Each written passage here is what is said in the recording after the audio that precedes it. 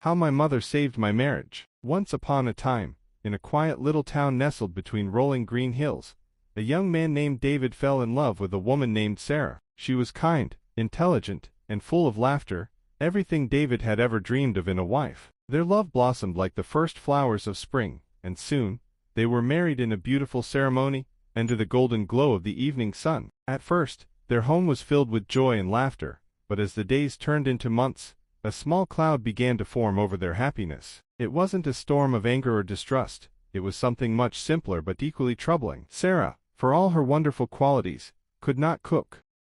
It wasn't for lack of trying. She would spend hours in the kitchen, following recipes, measuring ingredients, and stirring pots with determination. But no matter how much effort she put in, the meals she served were either too salty, too bland, or, on the worst days, completely inedible. David, who had grown up enjoying his mother's delicious home-cooked meals, struggled with disappointment. At first, he tried to hide it, smiling as he chewed through burnt rice, or pretending to enjoy a bowl of soup that tasted like dishwater. But as time passed, frustration crept in. He missed the comfort of a warm, delicious meal after a long day. Their dinners became tense, and the warmth in their home began to fade.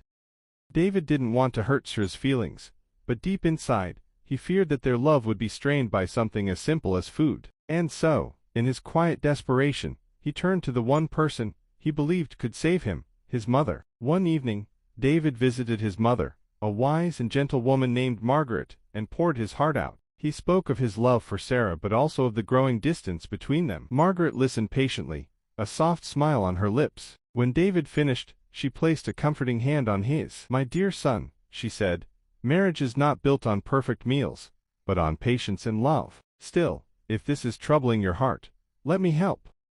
The next morning, Margaret paid a visit to Sarah. She arrived with a basket full of fresh vegetables, fragrant herbs, and spices, her presence warm and reassuring. "My dear Sarah," she said kindly, "cooking is like love, it takes time, care, and a little bit of guidance. Let me teach you, just as I once taught David." At first, Sarah hesitated, feeling ashamed of her shortcomings, but Margaret's gentle encouragement gave her confidence. Day by day, the two women worked together in the kitchen. Sarah learned how to knead dough for soft, fluffy bread, how to season her stews just right, and how to cook rice that was neither burnt nor soggy.